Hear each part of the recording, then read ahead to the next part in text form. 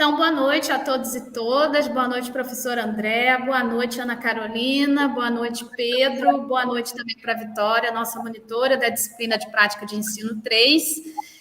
Boa noite a todos os nossos alunos e alunas da disciplina de prática 3 da Universidade Federal de Roraima, UFRR.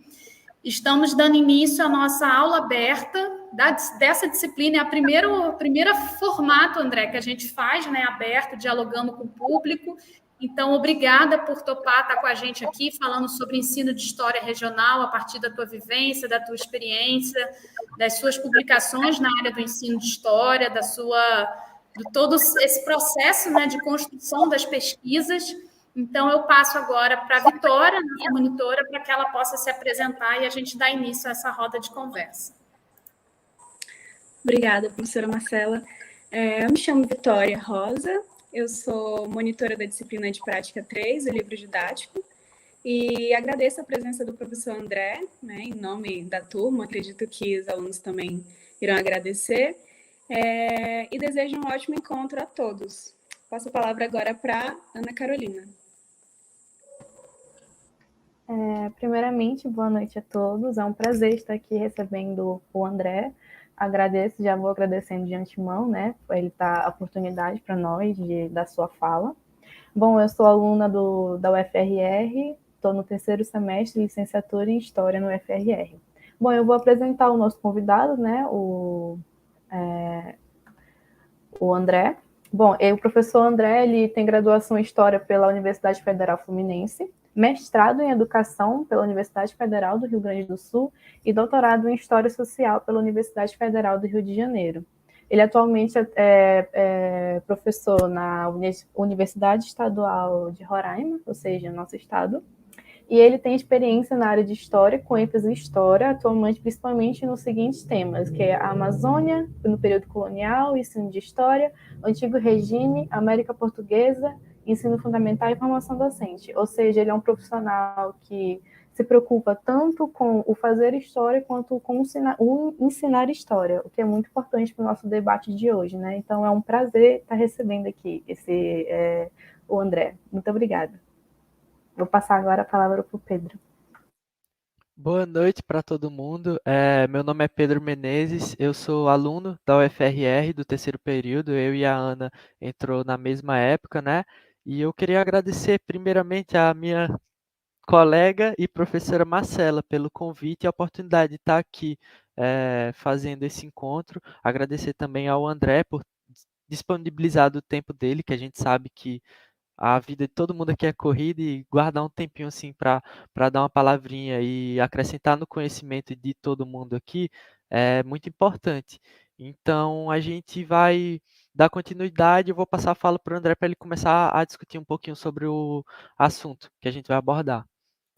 Só antes de passar para o André, Pedro, eu queria lembrar os nossos colegas de turma que lancem as suas perguntas, suas dúvidas, suas curiosidades e questionamentos para o chat, no chat, que a gente vai trazendo essas perguntas para o professor André, tá certo? Então, é um espaço de construção coletiva de conhecimento, é um espaço, né, que o André hoje é o nosso protagonista, mas os nossos alunos também são, na medida em que todos nós estamos aqui para construir de forma coletiva e partilhada, né, os saberes relacionados ao ensino de história. Então, André, está com você. Obrigada mais uma vez por estar aqui com a gente.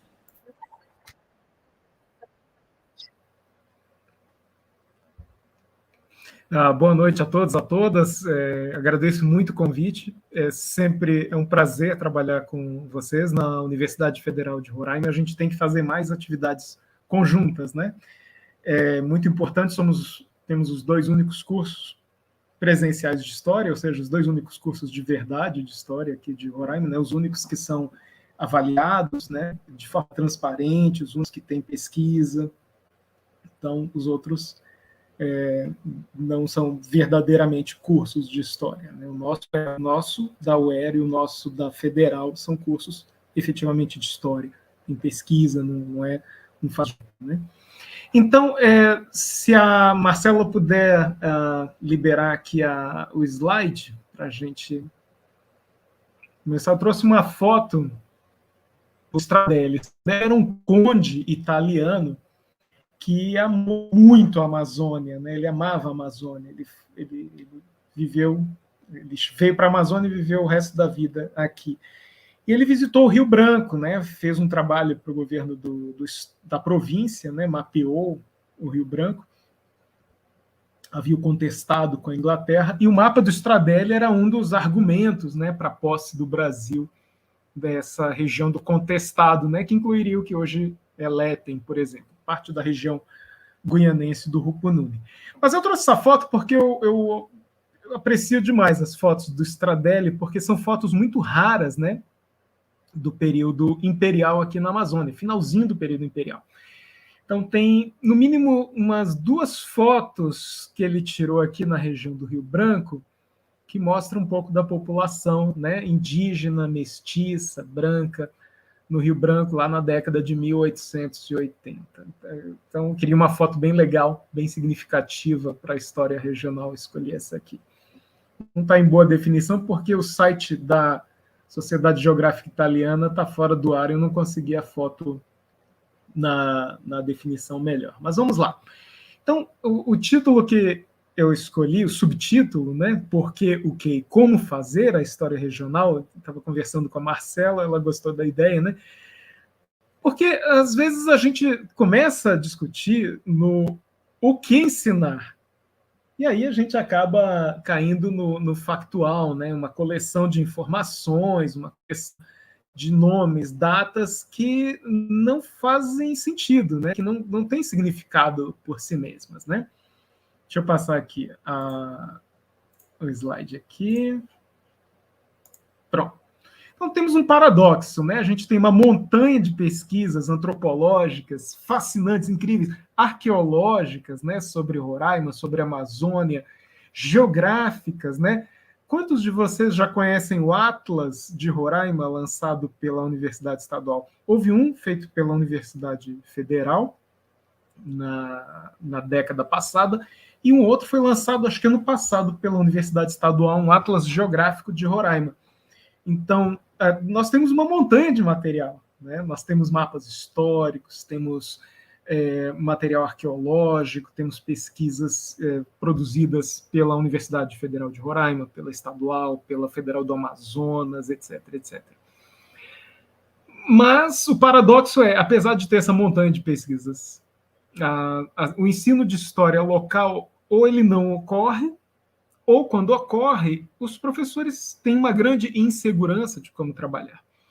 E há uma queixa que é generalizada e antiga já, de que falta material didático. E, de fato, o material que é produzido pela universidade não é um material que está pronto, toda essa montanha a que me referi, né, de material antropológico, histórico, geográfico, arqueológico, ele não está pronto para ser usado diretamente em sala de aula, né? E não é algo factível, né? Não é razoável que a gente espere que cada professor e cada professora que está nas escolas da educação básica disponibilize, tenha tempo, tenha recursos, tenha condições para produzir o seu próprio material didático o tempo todo. Então, às vezes a gente vê até professores que não usam o livro didático e usam uma xerox de um texto que às vezes é pior do que o do livro didático. Aí é um outro problema, né? Não é sempre que você produzindo o seu próprio material você consegue algo melhor. Mas a questão é que os livros didáticos disponíveis nas escolas não têm material sobre história de Roraima. E raramente tem algum material sobre história da Amazônia. Então, primeiro ponto é que não dá para falar de história de Roraima separado de história da Amazônia. Seria um exercício, seria uma atividade muito sem sentido tentar separar a história de Roraima, as características, as estruturas sociais, econômicas, culturais de Roraima, destacados, separados da Amazônia brasileira e dos nossos vizinhos, né? Então, nós temos uma grande identidade não apenas cultural, mas também geográfica, climática, faunística, né, de flora, geológica, com os nossos vizinhos, Guiana e Venezuela, principalmente, né? Nós fazemos parte dessa Ilha das Guianas. O professor Reginaldo, que vocês, apesar dele estar aposentado, vocês devem conhecer já, o professor Reginaldo da Universidade Federal, ele sempre insistiu nisso, né, que é uma Amazônia que não é a mesma Amazônia do sul do Pará, por exemplo, ou de Rondônia, né? É uma Amazônia, ele usa a expressão Amazônia caribenha, é uma Amazônia que tem uma outra identidade, outras características que nos aproximam muito dos países vizinhos, né? Principalmente das Guianas, incluindo o que hoje é o estado Bolívar, o estado Amazonas na Venezuela, que são a Guiana ou a Guaiana, né? Essa região que foi dividida entre Espanha, Portugal, Holanda, Inglaterra e França. Pois bem, só que, além desse fato, tem muito material, tem uma riqueza de fontes, né, uma riqueza de material iconográfico, uma riqueza de mapas, há um passado fascinante arqueológico, pré-colombiano, um passado fascinante colonial também. O período imperial, o período republicano são riquíssimos também, mas há uma barreira efetiva, né, que ainda está separando toda essa riqueza das salas de aula. Bom, como a Ana Carolina falou, eu já fui professor no Fundamental durante 10 anos, em escola pública, né? E hoje, né, eu trabalho há mais de 10 anos como formador de professores. Então, eu também sou supervisor de estágio, então eu, até semana retrasada, por exemplo, estava supervisionando estágio em escolas aqui da capital. Então, eu conheço bem, muito bem a realidade das nossas escolas e de como está o ensino de história, né? Então, isso aí, eu estou sempre atualizado com isso, né? Então, há uma barreira, mas essa barreira ela não se refere apenas à história local e regional. Ela se refere ao ensino de história como um todo. Então, a questão é para que ensinar? A gente vai voltar a esse ponto aqui. Existem livros didáticos de história regional, ou paradidáticos, existem tentativas anteriores, mas até onde eu sei, nenhum voltado para os anos finais do fundamental e ensino médio, que é a etapa para a qual vocês estão se formando, né, para lecionar. Um deles é esse aqui, eu tenho PDF, posso enviar para a Marcela depois. Esse livro aqui, Roraima Conhecendo Nossa História, quarto, que ainda estava na transição, né? Mas seria o nosso atual quinto ano. Então, é para o Fundamental 1. Então, ele tem algumas questões interessantes, mas tem uma série de problemas. Por exemplo, ele fala de um índio genérico, né? Ele tem algumas informações sobre as etnias locais, tem algumas ideias boas, algumas propostas de atividade boas, mas faz uma confusão entre Amazônia, litoral leste-sudeste, pega, por exemplo, um mapa sobre grupos indígenas e fala só do litoral leste-sudeste, não tem sentido, né, falar isso aqui no livro sobre Roraima. Fala muito dos tupi, nunca teve tupi em Roraima, né? Então, são umas coisas assim meio estranhas. Então, fala muito do índio como um índio genérico, né? Um índio que não existe, um índio que não tem etnia, um índio que é um índio que é meio fictício, meio fabulístico, né? Tem um outro que é um paradidático, né? Que no tempo que ainda havia algumas livrarias, agora temos 2 livrarias nos shoppings, né? Mas com um material muito pobre e muito caro, né? Esse é outro paradoxo, né? Que esse aqui é um paradidático feito pela Imberê, para uma editora grande, né? Editora Cortez. Essa editora fez esses paradidáticos para todas as capitais, eu acho. Cada capital convidou alguém para fazer a produção. Então, a ênfase é As ilustrações são um pouco pobres, né? Há uma ênfase na questão, na importância do Rio Branco e na ideia de que Boa Vista é uma cidade muito limpa, muito organizada, sem conflitos, né? Não há conflitos. Isso é um problema, né? Quando você quer compreender o que é realmente a nossa história, né? Então,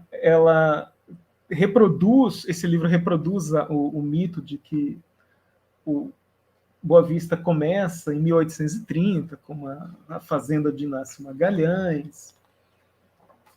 Há aquela velha ideia de que o plano é inspirado em Paris, essas coisas assim, né? E também tem o índio genérico, né? O índio que não tem etnia. Então é por isso que as pessoas, então, isso é um problema, a gente vai aprofundar isso em seguida, porque se o índio é essa pessoa genérica, né, e que tem determinadas características essencialistas, ou seja, características que são permanentes, não são históricas, sempre foi, só pode ser desse jeito. Então as pessoas olham para os indígenas reais, concretamente existentes, e olham para eles e dizem, não, isso não é indígena. Isso a gente vê muito isso, e é uma posição que agora é compartilhada, por exemplo, pelo governo federal, né, de dizer quem é índio e quem não é. E aquela coisa, né, uma visão edulcorada, né, Boa Vista linda de viver, não tem conflitos, não tem pobreza, não tem disputa por terras, não tem problemas, né? Além disso, mas antes disso, houve outros livros, né? Esse aqui, por exemplo, é de 1969, do professor Antônio Ferreira de Souza. A gente pode incluir entre os memorialistas, assim como a Imbérê é o memorialista que deu certo, né? Ele funda um instituto com o nome dele, Instituto Imbérê Freitas. Ele, além de ser um empresário, né? Ele tem uma grande gama de publicações. Mas antes dele houve tentativas mais artesanais, como essa aqui, né? Que é Noções de Geografia e História de Roraima, 1969, ainda era território federal. Então, tem dados sobre geografia, geologia, solos, vegetação, economia, povos indígenas, transportes, um pouquinho de história de Roraima também, né? Aí tem muito do que continua sendo repetido, né, sobre a história de Roraima. E teve o Dorval de Magalhães, né, que é um personagem que teve um destaque na questão da memorialística, né? Então, o horto lá dentro do Parque Anauá leva o nome dele. Então, ele faz um livro que é uma coleção de curiosidades. Eu vou ler para vocês aqui, é bem artesanal, né? Ele mesmo bancava a publicação, eu acho. Vou ler para vocês aqui um pouquinho do índice, olha só que curioso. Roraima antes da descoberta, lenda do Monte Roraima, lenda da mulher abelha, lenda da Zarabatana, governo português Forte São Joaquim, estado do Amazonas, defesa da borracha, Manuel Pinto, o cacheiro, preservador da natureza, Nilo Colares, conhecedores de gado, as pessoas que sabiam dizer o peso do boi em pé, só de olhar o boi, caligrafia, viagem em batelões, maiores fazendeiros do século passado, importadores de gado de raça, os assassinos que mais comoveram, lendas mais populares, o sequestro, o coronel juiz e o tabelião, o índio mestiço, colônia paraibana, os pescadores mais famosos, previsão do tempo, antigos clubes de futebol, ou seja, é um índice muito curioso, é uma curiosidade, né? Não tem sistematicidade. E esse aqui já deve estar, sei lá, na 20ª edição, né, que é muito conhecido de todo mundo, inclusive, né, é o Geografia e História de Roraima, da Imbérê, que inclusive é livro obrigatório, né, é oficial de concursos públicos, então domina totalmente o mercado até o momento. Mas tem uma explicação também, que é um livro que não tem teoria histórica, um livro que não dialoga com historiografia, um livro que é escrito por alguém que é formado em administração, não tem conhecimento histórico, e que é uma visão burocrática da história, né? Ele tem a parte dos municípios, e a parte dos municípios é assim. Aqui. Sim. Tem um apêndice com leis de criação do Estado, dos municípios, e aí você tem a parte sobre os municípios, aquelas coisas, decreto de criação, primeiro prefeito, aqui, São Luís do Amauá. Peguei aqui um exemplo ao acaso. São Luís do Amauá está na BR-210, Primeirão Norte, seu único distrito, Vila Moderna, economia é agricultura e pecuária. Não disse muita coisa, né? Sua população é de 5.318 habitantes, densidade demográfica 3,93 habitantes por quilômetro quadrado, tem uma agência do correio, fundamental saber isso, tem telefone domiciliar e público, essencial, né, essa informação, 7 escolas para educação infantil, com 366 alunos, 21 escolas para... É isso aqui que, quando o professor pede, faça uma pesquisa sobre a história de São Luís, é isso aqui que vai aparecer. Faça uma pesquisa sobre Mucajaí, é isso que vai aparecer. O número do decreto que criou, população, número de escolas, se tem hospital, quantos leitos tem no hospital. E você continua sem saber nada sobre a estrutura social do Estado, sem saber nada sobre a história do Estado. Então, a gente precisa pensar no para que ensinar. Então, não é apenas o que ensinar. Então, retenham isso, que vai bem importante assim. Então, eu tenho acompanhado, né, com um grande interesse uma série na Amazon Prime, eu acho, que é The Man in the High Castle, né, O Homem do Castelo Alto. É uma adaptação para uma série do livro do Philip K. Dick, mesmo que fez O Homem Duplo, Blade Runner, né? Então, o cara da ficção científica. Por que é interessante? Primeiro que é um exercício contrafactual, né? Os historiadores, em geral, odeiam isso. O que teria acontecido se o Roosevelt tivesse sido assassinado antes da entrada dos Estados Unidos na guerra? Então, os Estados Unidos não ajudam a Inglaterra, não ajudam a União Soviética com suprimentos, etc. Então, a União Soviética não consegue derrotar o Reich nazista. E a Segunda Guerra termina com a vitória do eixo. Então, a União Soviética é destruída, há um massacre generalizado, né? O Holocausto se torna muito maior do que foi, o extermínio dos povos soviéticos, o extermínio dos povos africanos, e os Estados Unidos, a narrativa é centrada nos Estados Unidos. Os Estados Unidos são divididos entre uma área dominada pelo Reich, Terceiro Reich, né, nazista, e uma área dominada pelo Japão imperial, né, Japão imperialista, militarista. E logo depois dessa vitória começa uma guerra fria entre Japão e Alemanha, né? Bom, há uma série de questões interessantes ali, né, sobre considerando as estruturas capitalistas existentes, o que poderia acontecer, o que não poderia acontecer. Mas a série vai além disso, né? A narrativa do Philip K. Dick, tanto no livro quanto nessa adaptação, ela trabalha com o que é plausível, né, numa narrativa que é ficcional, mesmo sendo ficção, precisa ser plausível, né? Então, estamos trabalhando com a noção de narrativa, história narrativa, mas ela precisa ser plausível, mesmo sendo uma ficção. Então, há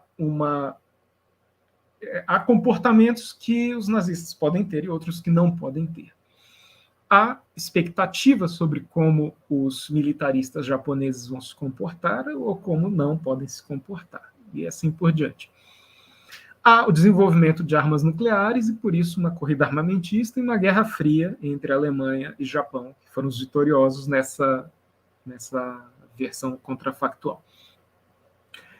Mas o Philip K. Dick, ele vai além disso, né? Ele está trabalhando com a noção de universos alternativos, né, em que há linhas do tempo divergentes, né? Quem gosta da série Big Bang Theory, né, com Sheldon Cooper, também está familiarizado com isso, né? Essa é uma das hipóteses, né, da física, da astrofísica também, para explicar a questão do determinismo ou do livre-arbítrio, né? Então, a cada momento, o que é importante reter a cada momento existem múltiplas possibilidades. E o que acontece aqui também trava, né, elimina algumas possibilidades no futuro e abre outras possibilidades no futuro. Então, é importante que a gente compreenda a história como Gester, né, o que realmente acontece, o processo histórico, as coisas feitas pelas pessoas em sociedade. Cada momento, cada presente é um campo de possibilidades em aberto. Ao mesmo tempo, essas possibilidades já estão condicionadas, né, algumas já foram eliminadas pelo que aconteceu antes. Além disso, as pessoas se comportam a partir de determinadas expectativas sobre o futuro e a partir de certas representações sobre o passado. Então, a gente vai falar mais sobre essas representações sobre o passado. Então, o que a gente estuda, né, na história escolar é um dos elementos que levam as pessoas a formarem suas representações sobre o passado, a terem uma compreensão sobre o passado do seu grupo social, da sua nação, da sua etnia, da sua cidade, da sua região, do seu local, e o que temos como plausível para o futuro como esperança ou como receio, né? Pois bem, a ficção é narrativa, ela tem sentido, ela tem início, tem desenvolvimento, tem conclusão, ela tem enredo, ela tem uma trama, ela tem personagens que atuam a partir de determinadas características pessoais, coletivas, a partir de determinados interesses, medos, temores, esperanças, etc. Na história, que não é ficcional, aí estou falando da historiografia, quando a gente escreve história, escrevemos sobre a história, nós também usamos a forma narrativa. Mas aí é uma dupla narrativa, né? São duas narrativas paralelas. Não é ficção. Nós fundamentamos nossa pretensão de verdade com uma dupla narrativa. A narrativa que está no texto principal e aquela que está no rodapé. Vocês já notaram, né? As notinhas de rodapé, ou de fim de capítulo, ou de fim do livro, são as notas que a gente vai colocando, ou no sistema ABNT autor-data, né, entre parênteses, autor, ano, página, nós vamos dizendo de onde tiramos essas afirmações. Então, mas você está falando isso a partir do quê? Está aqui, ó. Já tem pesquisa sobre isso, ou eu estou pegando uma fonte, né, um documento, um vestígio do passado e estou produzindo uma interpretação. Então, dessa forma, há uma possibilidade de consenso público, ou ao menos entre os historiadores e historiadoras, sobre o que eu estou afirmando. Ao mesmo tempo, eu estou tornando meu trabalho transparente como historiador para que outras pessoas possam criticá-lo. Agora mesmo, estou com um artigo que submeti a uma revista e, de novo, os pareceristas anônimos já me enviaram vários problemas que eles detectaram e que estão aguardando que eu resolva no artigo. Então, tem pontos que eu escrevi, que eu afirmei e que eles querem que eu comprove melhor, querem que eu utilize de outra forma uma determinada ilustração que eu usei, etc, etc. Aquele artigo sobre a Serra Grande, Marcela. Pois bem, Bjorn Riesen é um cara que não é marxista, ele é um cara mais do campo liberal, né? Um cara mais do campo kantiano, mais ligado ao historicismo, né? Aquela corrente idealista alemã, mas ele tem algumas contribuições que são inestimáveis para nós, né?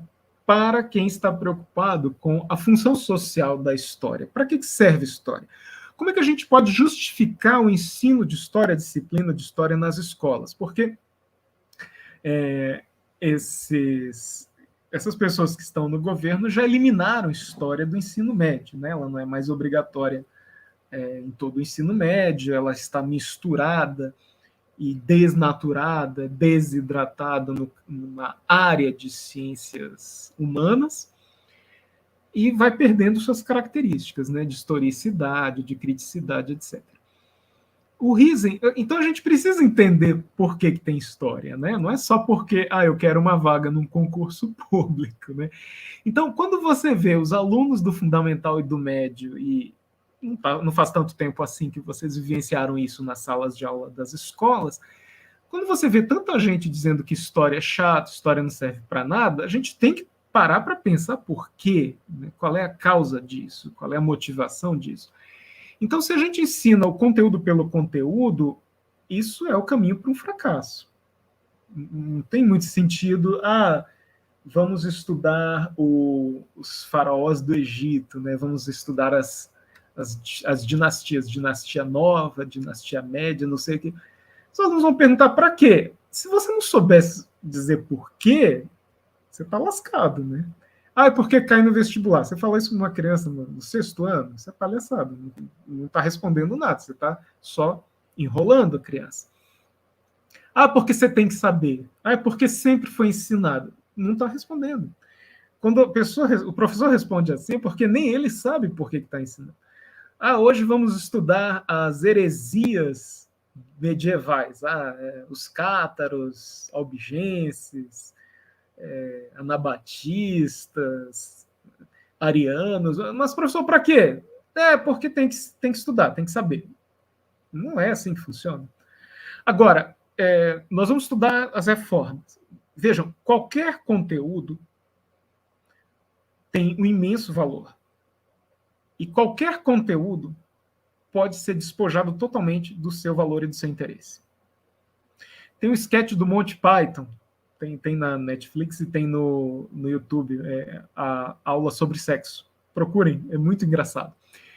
Ele é uma piada sobre como a escola, o ensino convencional, não vou nem dizer tradicional, porque ele é o ensino que predomina nas escolas, ele pode matar o interesse, extirpar a curiosidade, a vontade de aprender, que é natural nas crianças e adolescentes, de uma forma quase que irrecuperável. Vejam, é um sketch, aula sobre sexo, Monty Python. Se você procurar com esses termos, você encontra. É hilário. O professor vai dar uma aula sobre sexo e ele fala sobre isso de uma forma tão chata, até com uma demonstração prática, mas de uma forma tão professoral, tão escolarizada, que os alunos morrem de tédio, né? Eles ficam dispersos, não estão nem aí, e ele tem que chamar a atenção deles, dar bronca para eles prestarem atenção. Vejam, é uma aula para adolescentes sobre sexo, e eles perdem totalmente o interesse. O que eu quero dizer com isso é, qualquer conteúdo histórico ele é prenhe de interesse, de valor intrínseco. E qualquer conteúdo, mesmo conteúdo, pode ser completamente esterilizado, assassinado, se ele é ensinado do jeito que a gente vê em quase todas as escolas. Então, a gente precisa entender o porquê de estar ensinando determinados conteúdos. Exemplo. Gente, eu sou professor, a gente vai trabalhar reformas religiosas, reforma e contra-reforma. Isso é muito, muito importante. Agora, qual é a função disso para a orientação? É aí que entra o Jörn Huysens, esse nomezinho aí da penúltima linha. Jörn Huysens é um historiador alemão e ele está preocupado, né, em como fazer com que a história contribua para não repetir o nazismo. Né? Quando ele era adolescente, ele viveu o pesadelo nazista. O Jörn Huysens, então, dedica a vida dele, a vida acadêmica dele, a pesquisar consciência histórica. Todo mundo tem consciência histórica. Pode ser um povo que não tem historiadores, pode ser um povo que não tem uma escolarização formal, que tem uma educação difusa, né, que todos educam as crianças, todos os adultos educam todas as crianças. Pode ser uma sociedade tecnológica, industrial, com universidades. Não importa. Todas as comunidades humanas tiveram, têm e terão consciência histórica. Essa consciência histórica é um conjunto de representações sobre o passado. Aí entra os filmes, o cinema que você assiste Dunkirk, você tem uma ideia sobre a Primeira Guerra Mundial. Você assiste Resgate do Soldado Ryan, você tem uma ideia sobre a Segunda Guerra Mundial. Ah, mas, professor, essas ideias são um pouco fantasiosas, são meio ficcionais, meio fora da realidade histórica concreta. Sim, eu não estou dizendo que toda a consciência histórica é colada numa ciência histórica. Mas todas as representações, verdadeiras ou falsas, mais objetivas ou menos objetivas, formam as consciências históricas das pessoas. Nós temos um passado compartilhado. Então, 200 anos da independência, o que isso significa? Há um conjunto de representações sobre a independência do Brasil que são compartilhadas por nós. Então, por exemplo, todos os livros didáticos de história que nós tivemos, que nossos pais tiveram, se foram escolarizados, tiveram, que nossos avós, se foram escolarizados, tiveram, tem a pintura lá do Pedro Américo, do Grito do Ipiranga. Então, todo mundo tem representações sobre isso. Tem as pessoas mais velhas da geração dos meus pais, por exemplo, viram um filme lá do Tarcísio Meira sobre a independência do Brasil, né? O filme lá de 1972. A geração do meu pai via o Tarcísio Meira como Pedro I, por exemplo. Isso é consciência histórica, né? Então tem uma série de representações sobre o passado que são compartilhadas entre um povo Macuxi. Tem várias representações entre o povo Wapixana, tem várias representações. Como é que foi a fundação da comunidade Malacaxeta? Como é que foi a fundação da comunidade Napoleão, da comunidade Canauanim? Então, são representações sobre o passado. Até o fato de você compartilhar determinadas representações faz você pertencer a uma comunidade, não a outra, né? Pois bem, a história, se a gente tem uma disciplina história, uma disciplina, uma ciência histórica, ela não está livre de atender às demandas da sociedade por orientação.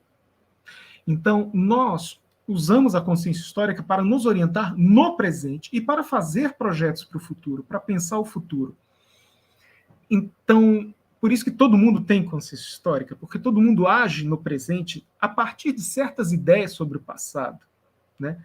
Então, por que houve o massacre, o genocídio em Ruanda, em 94? Por que os Hutus e os Tutsis viveram aquele pesadelo e um grupo massacrou o outro? Havia representações sobre o passado. Havia ideias sobre como um grupo tratou o outro durante o período colonial. Eram ideias falsas? Em parte, sim. E certamente não justificavam o genocídio, mas eram representações sobre o passado. Para vocês verem como isso é uma coisa muito séria.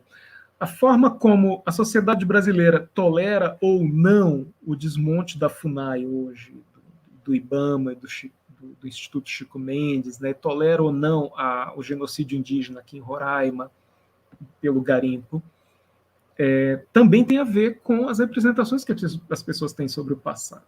A gente vai ver sobre isso a seguir. Então, a história tem uma função de orientação. Vamos estudar reformas religiosas? Beleza, mas antes de você falar isso para os seus alunos, você tem que falar para eles, pegar uma questão atual. Por exemplo, uma senhora foi agredida e ferida ao sair de um culto do candomblé, aqui em Boa Vista.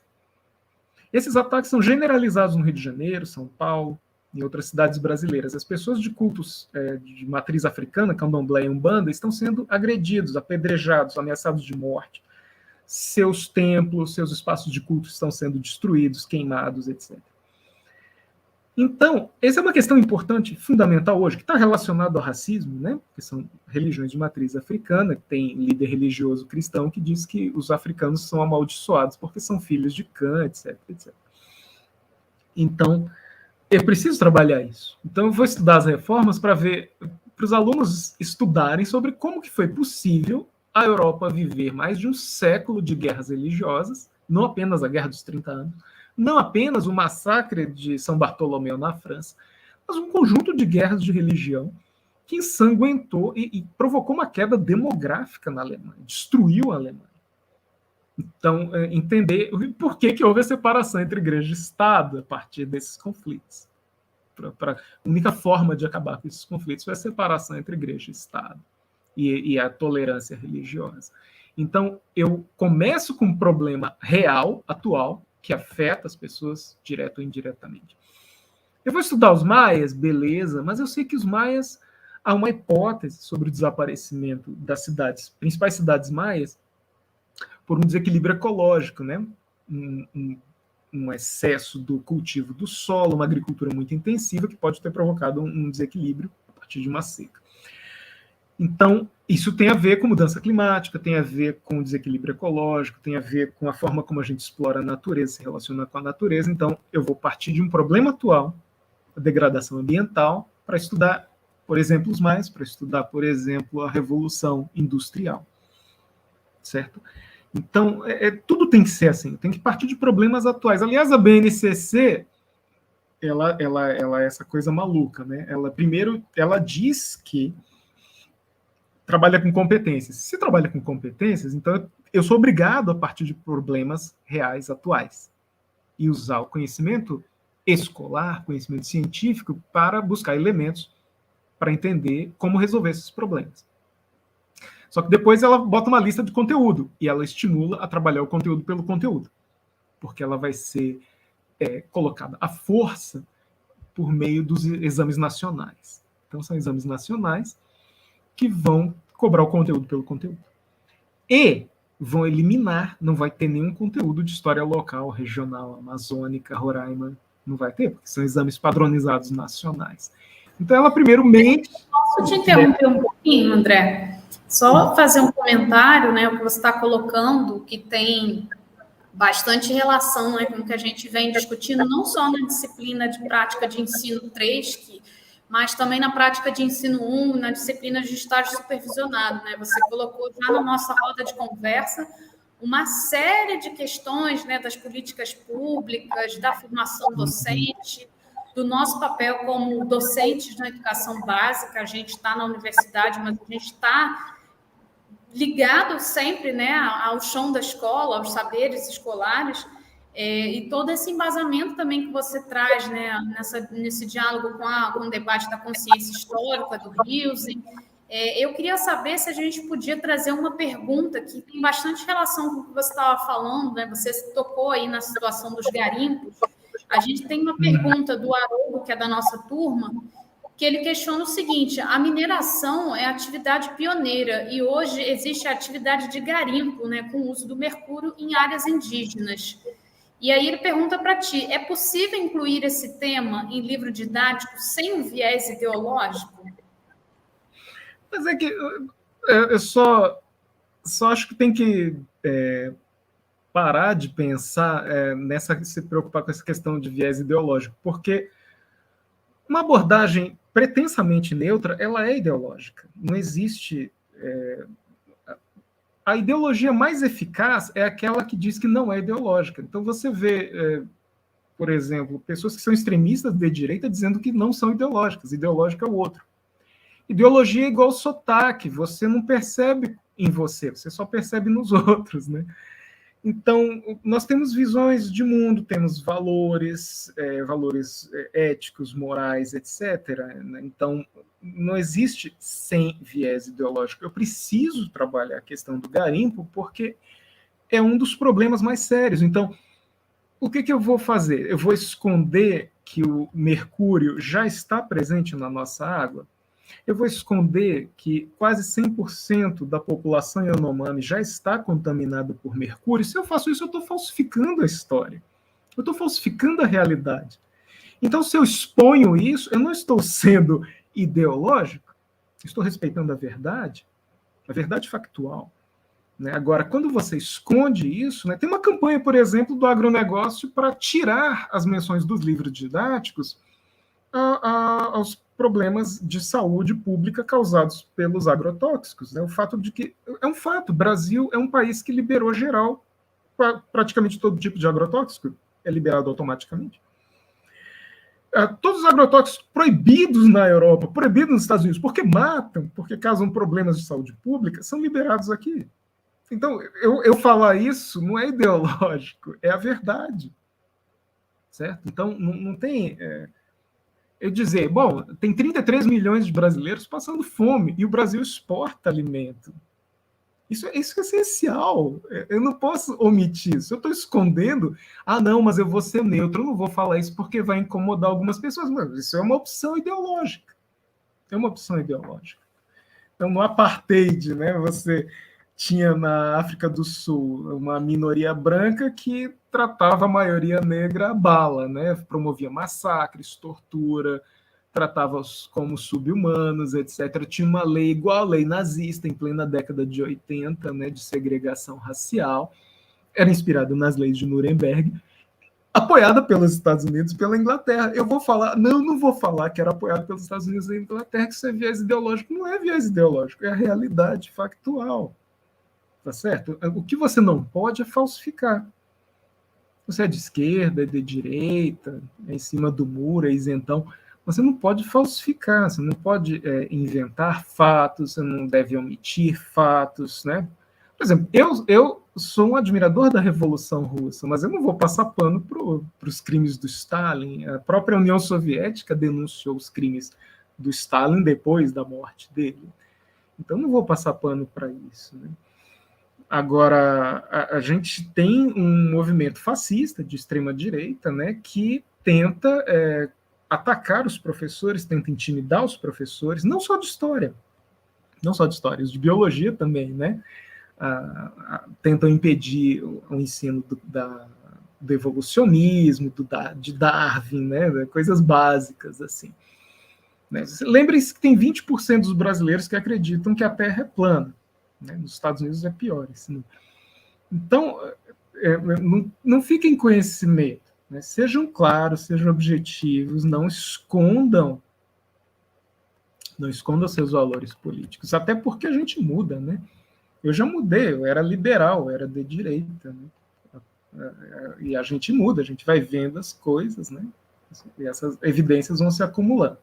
Pois bem, recapitulando, nós temos um problema que há poucos livros que podem servir como subsídio, como material para os professores de história, e o sucesso do Ainderê se deve ao fato de que não há concorrentes ainda, né, com livros que se propõem a oferecer uma visão geral. Então você tem artigos, você tem trabalhos que são monográficos, teses, dissertações sobre um aspecto. Por exemplo, sobre os estudantes na ditadura, da Eli Makushi. Os estudantes de Roraima na ditadura civil-militar, dissertação de mestrado da Elisângela Martins, Eli Makushi, você encontra isso na internet facilmente. A tese do Reginaldo, ela poderia ser usada como um contraponto, porque a tese do Reginaldo não é monográfica, ela trabalha uma visão geral da história de Roraima, né, desde o período colonial até o século XXI. E é fácil de achar na internet também. Agora, o que acontece é que aqui está muito mais resumido, né? Está ultra resumido, e omite muita coisa, né? Não aparecem os conflitos, não aparecem as contradições sociais, as contradições econômicas, né? Então, é uma visão mais burocratizada. Agora, a gente está procurando fazer um livro didático de Roraima que procura responder às demandas dos professores, à realidade da sala de aula de Roraima, e que seja um pouco mais crítico, né, do que essa alternativa que tem aí, né, e mais rico também. Porque quando você tem uma narrativa sobre a história que se resume aos nomes dos governadores, nomes dos prefeitos, número de decreto, número de leitos de hospital, é uma história extremamente chata, né? Chata em todos os sentidos. Desinteressante, que omite quase tudo que é importante, e é plano, né? Não tem irregularidades, não tem conflito, não tem contradição, e é uma coisa que não existe uma história humana, uma história de sociedades divididas em classes sem conflitos, sem contradições profundas, né? Então, continuando essa recapitulação, o Riesman fala sobre a função da história, né? Ele faz um círculo. a sociedade, né, as pessoas têm necessidade de orientação no presente. E a gente se orienta no presente, tanto no nosso dia a dia, nas relações com as pessoas. Eu me relaciono com a Marcela a partir do que eu lembro dela, do que eu já conheço dela, das visões, das representações que eu tenho sobre ela, das experiências que eu tive com ela. Se ela tivesse sido, sei lá, o contrário do que ela é, se ela tivesse sido grosseira comigo, se ela tivesse mostrado pouco confiável, etc., eu teria uma relação muito diferente do que eu tenho com ela.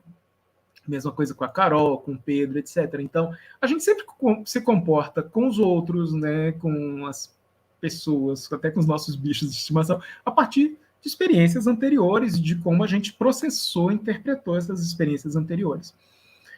E as comunidades, as coletividades, os povos também se comportam assim, né? A gente se comporta a partir de certas concepções, ideias sobre o passado, e por isso que é uma disputa muito grande, né? A Hungria está com um governo extremista, autoritário, a Polônia também, e eles atacam os historiadores, eles processam historiadores na Polônia que mostram que os poloneses, a grande maioria dos poloneses, colaborou com o nazismo e colaborou com o Holocausto. E aí, se o historiador fala a verdade, ele é processado, ele pode ser preso, pode ter que pagar multas impagáveis. Tem um filme maravilhoso chamado Negação. Quem não assistiu, por favor, assista. É sobre uma historiadora judia, real, é um caso real, que é processada por um negacionista do Holocausto, por um historiador nazista. Esse sim, ele, em nome da ideologia dele, ele falsifica a história. Ele nega o Holocausto. Para vocês terem uma ideia, quando ele era criança, Londres estava sendo bombardeada pelos nazistas, ele é inglês, e ele passava pelas ruínas fazendo a saudação nazista e gritando Heil Hitler. Né? Esse é o naipe do historiador. E ele processou, porque ela, no artigo, disse, não, esse cara aqui é um negacionista, ele falsifica a história para dizer que não existiu o Holocausto. Aí ela é processada, a editora dela é processada na Inglaterra, e na Inglaterra ela tem que provar que falou a verdade. Então, o julgamento leva algum tempo, né? O processo leva algum tempo, eles visitam um campo de extermínio, né? As ruínas. Então, é toda uma discussão sobre o trabalho do historiador, da historiadora. Né? Ela é uma grande historiadora, muito respeitada hoje, né? Mas ela não estava assim no nível da carreira que ela está hoje. Acho que foi nos anos 80 ou 90, nos anos 90, eu acho. Negação é o nome do filme, acho que tem completo no YouTube para ver, não sei se é legendado ou dublado. Negação, assista, muito bom. O Hobsbawm, por exemplo. Hobsbawm é um grande historiador, a gente conhece mais pelos trabalhos de síntese dele, né, em que ele usa milhares de trabalhos monográficos para fazer uma grande síntese sobre a época da Revolução Industrial, sobre a época das revoluções burguesas, sobre a época do imperialismo, sobre o século XX. São obras de síntese, não são pesquisas originais dele. Mas ele tem pesquisas originais excelentes sobre a invenção das tradições, sobre a história do jazz, sobre a história do banditismo popular. Ele tinha, né, uma grande carreira bem estabelecida de historiador original. Mas as obras que a gente conhece são obras de síntese. Ele é um cara marxista, é um cara de esquerda. Nunca escondeu isso, nem teve necessidade. Ele era abertamente de esquerda, mas você não encontra nenhuma falsificação ali. É diferente de um cara que não é historiador, mas que é consumido como historiador, que é o Narlock. Ele falsifica a história em nome da ideologia dele, né? De direita, de extrema direita. Então, aí é diferente.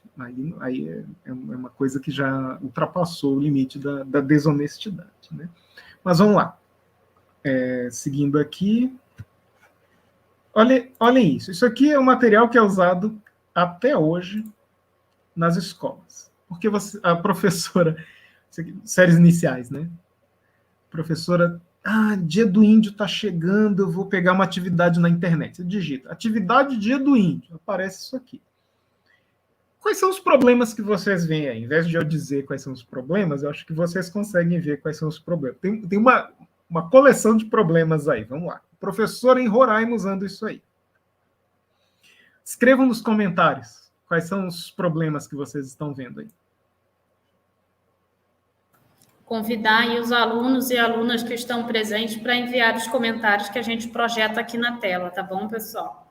Bora ver, comentem aí, comentem aí. Vou fazer mais interativo. Acho que já começa até pelo nome, né, André? André? Acho que já começa até pelo nome, né? Essa ideia do índio como algo genérico, como quando se fala, na verdade, das culturas indígenas, né? Na sua diversidade, na sua riqueza, e não restrita a um dia, mas é uma pauta, é uma discussão, um debate que deve percorrer o trabalho no ensino da história escolar ao longo de todo o tempo, né? Pronto. Então, a nossa deputada de Roraima propôs Dia dos Povos Indígenas, né? Aí teve veto presidencial. Isso, José Ramos, sem etnia identificada, e como a Vitória Rosa disse, é um índio genérico, né? Ele mora numa tribo. Nós temos indígenas que moram nas cidades, né? Contente, feliz, caçando e pescando, não tem invasão garimpeira, não tem invasão de fazendeiro, né? O sol é Guaraci, a lua é Jaci. Em que língua que é isso? Tupi-Guarani. Agora, imagine a situação que é muito comum em Roraima. A professora, às vezes, tem alunos Macuxi na cidade, alunos Wapixana, alunos Yaricuna, Taurepang, e ela simplesmente ignora a presença desses indígenas e aí faz uma atividade dessas aqui, sendo que Roraima nunca teve Tupi, nunca teve Guarani, né? Exato. Os indígenas estão em toda Roraima, exatamente. Então, é um índio genérico, só pode ser índio se fala Tupi-Guarani. Bom, olha a atividade proposta. Qual é a resposta, aspas, certa? Qual seria o gabarito aí dessa atividade? Onde o índio mora é para marcar o quê? O que a professora espera que marque? A tribo. Exato. Então, se mora na cidade, então não é índio. O atual governo federal negou o tratamento indígena dos indígenas se eles morassem na cidade, se eles morassem fora de terras indígenas já homologadas. Exato, isso mesmo, João Paulo. Perfeito, Hiram. O que ele faz? O que vocês acham que é para marcar?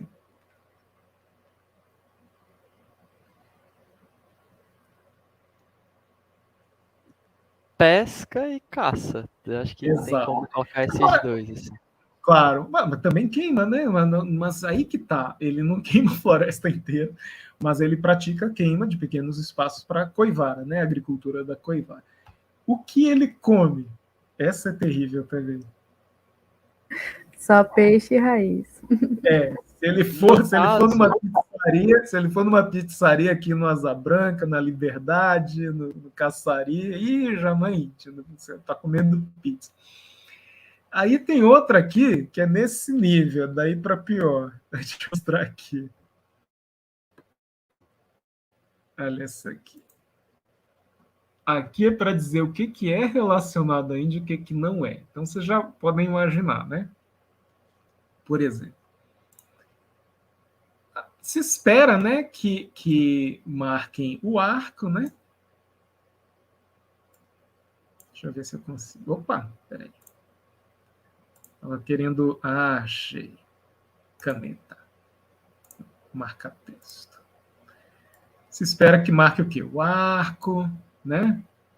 A canoa, o cocar, a flecha ou lança, né? Talvez essas coisas aqui. Uma raiz não identificada, né? Parece cenoura. E essa casa aqui que não existe, né? Pronto. Talvez o peixe. Então, você já imagina o que se espera, né? Agora, se ele usar um bule para fazer café, não é índio. Se ele usar uma bola, se ele jogar bola, e todos os nossos índios jogam bola, né? Aí não é índio. Se ele morar numa casa em estilo ocidental, não é índio. Se ele usar vela, não é índio. Se ele usar calçado, né, bota, óculos. Percebe o problema aqui? é a negação da identidade indígena e mais. Um conceito muito importante para nós, das ciências humanas, é uma essencialização. Está se negando a historicidade dos indígenas, dos povos indígenas, dos indivíduos indígenas. Está se negando a historicidade. Então, para ser índio, tem que usar arco e flecha, não pode usar sapato, não pode usar computador, não pode jogar bola. É como se eu dissesse que para ser brasileiro tem que ser alguém que se veste como se estivesse lá em 1822, né? Porque o Brasil é fundado em 1822 como nação independente. Então tem que usar as roupas de 1822. Se usar outra roupa, não pode. Se usar telefone, não é mais brasileiro, que não foi o brasileiro que inventou o telefone. Se usar computador, não é brasileiro, não foi o brasileiro que... Percebem o absurdo, né? Por que os outros povos têm historicidade e se nega historicidade a um povo? Isso é ideológico. Isso é profundamente ideológico. O mais grave, André, da realidade.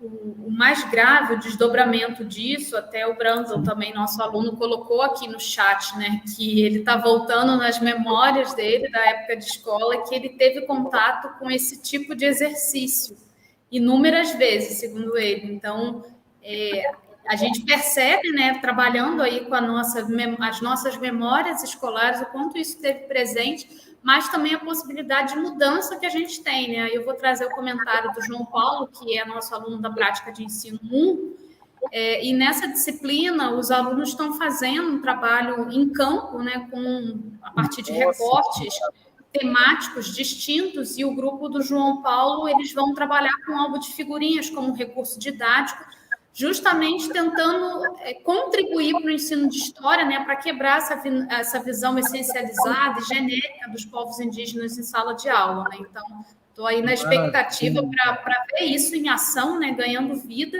porque eu acho que a gente percebe ausências, percebe problemas, mas e aí, né? Nós, como historiadores e professores de história, o que a gente propõe, né? Que é algo que a gente ainda tem que colocar muito a mão na massa para pegar, montar, fazer, produzir. A gente vem conversando, né, Pedro, um pouco sobre isso, da produção de podcasts.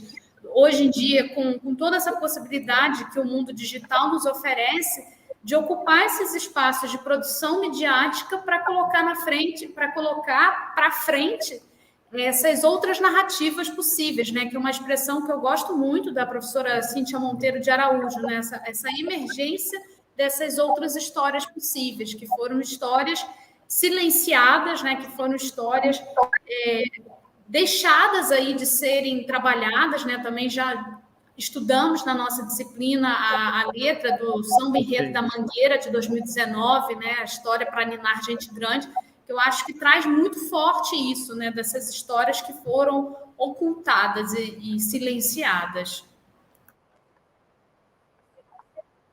Nossa, eu gostei muito dos depoimentos aí do Brandon, da Ana Carolina, muito bom, muito bom. Então, deixa eu mostrar um pouquinho do que a gente está fazendo para a gente finalizar rapidamente um pouco do que a gente está fazendo. Isso, né, que a Marcela falou, pegar essas histórias silenciadas, né? A gente tem, então, usando as mesmas fontes, né, os mesmos documentos históricos já muito repisados, muito visitados, mas olhando com um outro olhar, a gente encontra os indígenas, a gente encontra as mulheres das fronteiras, a gente encontra mulheres em posições de destaque no período colonial, imperial. Não tem muito, porque são todos documentos produzidos por homens, né, e geralmente quase sempre, né, quase 100% por homens brancos de certa categoria social, né, porque nessas sociedades coloniais mesmo a maioria dos brancos era analfabeta, né, então era um grupo muito restrito que produziu documentos escritos. Mas temos também outros tipos de vestígios. Nós temos o registro arqueológico, né? A gente foi em setembro a Santa Maria Velha, no Baixo Rio Branco. Então, as pessoas caminham em cima das cerâmicas, né? Então, tem milhares e milhares de fragmentos cerâmicos belíssimos do século I até o século X. Então, material super antigo que atesta a grande densidade demográfica. Então, há uma quantidade muito grande de história silenciada. Então, uma das coisas que a gente quer fazer é trazer essas histórias silenciadas. Eu vou mostrar alguns materiais aqui, depois eu vou mostrar o livro didático que a gente está produzindo. Cadê? Peraí. Aqui. Então, por exemplo, na Amazônia... Pra gente, André, não sei se você vai projetar, mas não está aparecendo mais aqui. Eu vou projetar agora o livro didático, tá certo? Beleza. Vou projetar. Então, por exemplo, você tem culturas do primeiro milênio, do segundo milênio. A Pedra Pintada, então, é um centro cerimonial que tem 7.000 anos. Não é só a Pedra Pintada, tem centenas de sítios arqueológicos em Roraima. A gente está aprendendo cada vez mais sobre essas culturas antigas. No primeiro milênio, né, ou seja, há 2.000 anos atrás, você já tinha uma rede de trocas de comércio que integrava toda a Amazônia. O Rio Branco era um eixo desse comércio, dessas trocas materiais, culturais, de ideias, de ideologias, etc. E a arqueologia é uma ciência muito avançada, né? Mesmo sobre povos que não tinham escrita, a gente tem um cabedal de conhecimento impressionante sobre a política desses povos, sobre a organização social desses povos, sobre os valores ideológicos desses povos. É uma coisa impressionante. A linguística é uma ciência muito avançada. A gente consegue ter com um grau bastante elevado de certeza, né, a origem dos povos da família Caribe, da família Aruac, da família Tupi, quando que eles se separaram, né? Então, é uma história muito, muito rica e que é ignorada, e a gente quer trazer esse material, né? Então, ele está dividido em 12 capítulos, eles contemplam desde o período pré-colonial, período pré-colombiano. Então, a gente quer mostrar um pouco do que a gente já sabe sobre os povos pré-colombianos da Amazônia e o que a gente sabe sobre a arqueologia de Roraima. O 2 é sobre as narrativas tradicionais. Então, a gente tem, por exemplo, a astronomia desses povos daqui, né, que os etnógrafos registraram, os nomes dessas constelações que a gente conhece, os nomes clássicos, greco-romanos, né, quais eram os nomes Taurepang, os nomes Makuxi dessas constelações. Então, tinha um conhecimento astronômico, tinha um calendário. São povos agrícolas, né? São povos que precisam ter um calendário para saber a época certa de colher, de plantar, etc. Temos os mapas que esses povos indígenas faziam sobre a bacia do rio Arariquara, por exemplo. Então, um grande conhecimento geográfico, um grande conhecimento astronômico, etc, etc. Esse aqui eu vou projetar agora. Deixa eu ver. Compartilhar tela. Aqui, acho que deu certo. Pronto. Esse aqui é o capítulo 3, a chegada dos europeus à Amazônia. Então, até para entender, né, por que a Amazônia, né, do ponto de vista português, ela demorou mais 100 anos para começar a colonização portuguesa na Amazônia, né? A primeira vila, lá, São Vicente, lá em litoral de São Paulo, é fundada em 1532, né? Por que Belém só em 1616, né? São Luís é tomada dos franceses em 1615. Então, por exemplo, entender que a capitania hereditária do Maranhão, a mais próxima da Amazônia, não foi ocupada pelo seu donatário, houve naufrágio, houve tentativas que falharam, etc, etc. Mas aqui, os primeiros contatos, né? Deixa eu passar aqui o slide. Aí, cadê?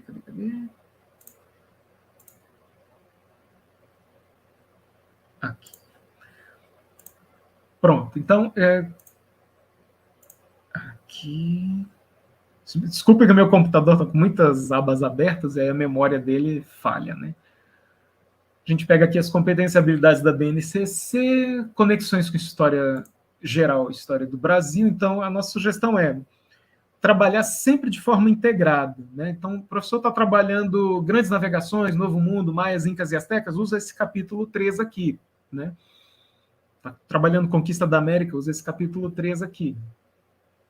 Então, a nossa sugestão é sempre integrar história local e regional ao que o professor já estava trabalhando, né, com livro didático, que vem do governo federal, para a história do Brasil em geral. A gente põe sugestões de filmes e já começa com um problema atual. A gente pegou aqui uma matéria de jornal desse período da pandemia. Então, o desmatamento na Amazônia aumentou, invasões e agressões contra povos indígenas. Quais podem ser as consequências dessas ações? Então, problema real. A gente pega aqui a matéria, a gente pegou um excerto, né, um trecho, de forma que tenha sentido, que a matéria era muito maior, mas a gente coloca numa página só. Então, foi cortando, mas mantendo o sentido. Novos casos de Covid-19 em funcionários indígenas impõem alerta na terra Yanomami. Então, uma matéria de 2020, saiu no amazônia.org. Pronto. Aí a gente já propõe algumas sugestões de perguntas para animar o debate inicial. É o que o Celso Vasconcelos chama de momento de mobilização. Né? Você precisa mobilizar os alunos, eles não sabem por que o conteúdo que você está propondo é importante. Então, você precisa mostrar essa importância, você precisa despertar um interesse.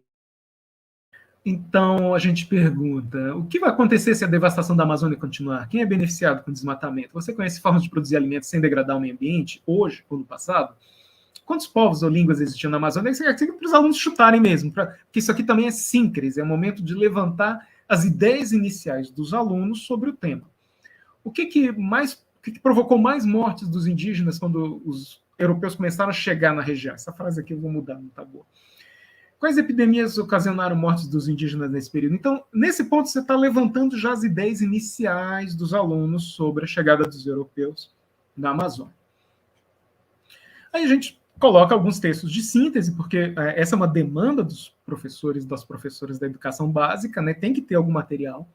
Você não vai trabalhar um conteúdo a partir do nada e você não pode esperar que cada professor, para cada aula, saia pelo mundo procurando material. Isso não é plausível, não é razoável, né? Exigir isso dos professores, que às vezes têm 10, 15 turmas ou mais. Então, a gente começa com a viagem do Pinson, que chega pela foz do Amazonas, mas não chega a explorar muito a foz do Amazonas. Então, a gente começa com uma questão para despertar a curiosidade dos alunos. Imagina você estar a 200 quilômetros do litoral e percebe que a água do mar está doce, água doce. Cara, deve ser um rio muito grande, né? É assim que os europeus tomam conhecimento de um rio que tinha milhões de pessoas morando nas margens dele, mas os europeus não conheciam, e é o maior rio do mundo, né? Então, aí eu coloco uma pergunta, a gente colocou uma pergunta para instigar os alunos, né, do fundamental e do médio. Você iria seguir adiante ou iria investigar a causa desse estranho fenômeno? Então, em fevereiro de 1500, o navegador Vicente Pinzon encontrou água doce em alto mar, a 200 quilômetros da costa. Ele resolveu descobrir o que estava acontecendo. Então, ele explorou as ilhas do delta do rio Amazonas, botou o nome de Mar Doce. Ele não quis saber qual era o nome que os indígenas davam, né? Botou o nome lá, Mar Doce, ou Rio de Santa Maria, só que ele traiu a confiança dos indígenas, que o receberam bem, e os levou como escravos. Eu ainda não descobri qual é a etnia desse pessoal que ele levou como escravos. Então, quando chega, dias depois, um outro navegador espanhol, sem saber do que tinha acontecido, Diego de Lepe, como era de se esperar, ele foi atacado pelo povo indígena que o outro espanhol tinha tratado de forma tão traiçoeira. Foi o primeiro combate entre europeus e ameríndios na Amazônia. Aí o rio começa a aparecer nos mapas dos europeus com o nome de Mar Doce, Rio de Santa Maria, e depois, em 1513, Maranhão. Eu coloco aqui um mapa que veio numa revista de história sobre essas viagens.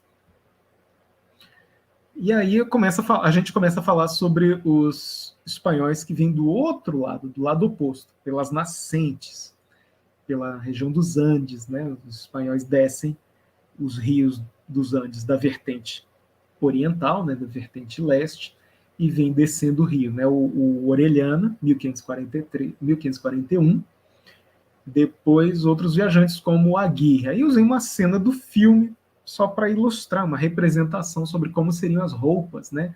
As armaduras, as armas desses espanhóis do século XVI. A gente fala dos muiraquitãs, das Amazonas, a lenda das Amazonas, as mulheres guerreiras, né, que o Frei Carvajal teria visto. Um mapa antigo, e aqui um detalhe de outro mapa antigo, de 1544, mapa do Caboto, imaginando como eram essas guerreiras, mulheres, enfrentando os espanhóis. É um detalhezinho do mapa. Então, os espanhóis levaram quase 2 anos para descer esse rio. Imagina 2 anos, né, para descer o rio Amazonas. Muitos elementos do relato de Carvajal foram confirmados por viajantes posteriores. Eles pareciam muito fantasiosos porque falavam de cidades na Amazônia, grandes caciques que mandavam em outros caciques, sugerindo já uma estrutura de poder bastante centralizada em várias regiões, e que guerreavam uns com os outros, e que construíam estradas retas, obras defensivas, muralhas, etc. Então, a gente sabe hoje que desde o ano 1000, depois de Cristo, houve com grande adensamento populacional, começou a haver realmente muitos confrontos, e a arqueologia já provou que, a partir do ano 1000, essas comunidades, né, vilas e cidades pré-colombianas começam a ter obras defensivas, muralhas, né, de terra e madeira, né?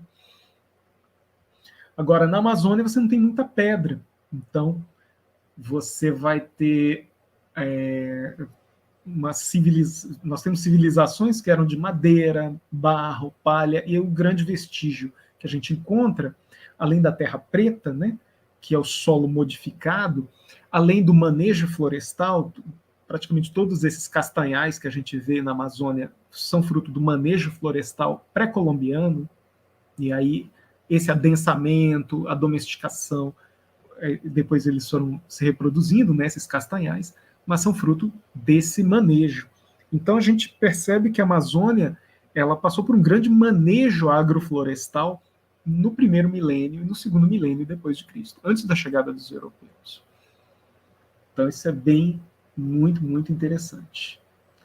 O texto 2 é sobre quando um amigo, um contemporâneo de William Shakespeare e amigo da Rainha Elizabeth, encontra um Tuxaua Macuxi no rio Orenoco, né, no rio Caroni, na foz do Caroni, no Orenoco.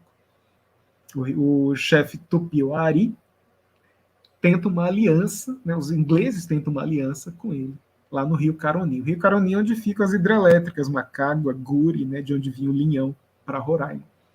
E esse rio tinha povos de língua caribe, né, de língua macuxi, nesse caso aqui.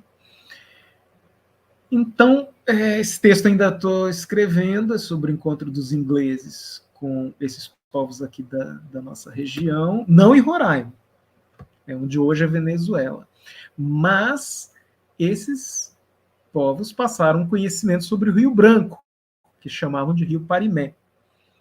E essas informações o leva para a Europa, e aí sai um livro que vendeu muito, fez muito sucesso, sobre o fabuloso Império da Guiana. E aí, essa região é a nossa região. Então, eles falam do povo Macuxi, falam de uma grande massa de água, o Parimé, só que o Rayleigh entendeu que era um lago. E que havia venda de sal, então ele achou que era um lago salgado. E que havia produção de ouro. Então, ele imaginou que era o Eldorado, e também os informantes indígenas falaram para o Rayleigh que tinha um grande povo, Manau. Ele interpretou que era uma cidade chamada Manoa. Mas o povo Manau controlava o quê? O Rio Negro, certo? Naquele momento. E chegava até a foz do Rio Branco. E aí ele interpretou que era um lago Parimé, e não Rio Parimé. Não é aquele riozinho lá da Pedra Pintada. O Rio Branco e Uraricuera inteiros, os indígenas chamam de Parimé. E ele interpretou que o povo Manau era uma cidade, Manoa. E, inclusive, tem aqui nesse mapa a informação de que você passava com as canoas por terra para o Essequibo, que é o principal rio da Guiana, né? Aí está aqui representado, só que eles botam rodinhas, né, embora não tivesse rodinhas, do pessoal transportando as canoas, fazendo o transbordo do Parimé para o Essequibo. Eles pegavam o quê? Eles pegavam o Rio Branco, Tacutu, Maú, Upirara, e aí passava um trechinho de terra para o rio Rupununi e Essequibo. Pronto, essa era a ligação há milênios entre o Amazonas Negro, Branco, e o Essequibo e o Atlântico. Isso aqui era uma rodovia, era uma autoestrada, né, pré-colombiana. Pois bem, então a gente fala das primeiras explorações aqui na região, de europeus no início do 17, e prossegue por aí. Então, é um material que vocês veem muito rico, né? A gente tem um material riquíssimo sobre o passado de Roraima. A gente vai colocar mapas, linhas do tempo. Esse mapa aqui mostra cada pontinho preto. Deixa eu ver o que é. Essas áreas amarelas são áreas de terra preta de índios, são áreas de grande densidade populacional no período pré-colombiano. As áreas em laranja são áreas de enormes movimentações de terra, grandes obras de terraplenagem, diques, estradas elevadas, muralhas de terra, etc. Os geoglifos do Acre, né, por exemplo. Então tem uma riqueza enorme sobre o nosso passado que tem uma barreira ainda, né, para isso chegar nas escolas. Tem atividades com fonte, aqui é a crônica do Carvajal, da viagem do Orellana. Ele muito impressionado com as cidades que ele encontra na Amazônia. Esse aqui vai para o capítulo 1, né, para a história de Roraima, sobre a Pedra Pintada. É isso, gente. Então, mostrei um pouquinho aqui do livro que a gente está produzindo. E agora a gente pode trocar ideias. Então, André, muito obrigada. Acho que o Pedro e a Ana também vão trazer aí alguns comentários, né, a partir do que a gente está discutindo na disciplina, impressões também do que ficou aí da tua fala. Eu queria trazer um comentário do Jaime.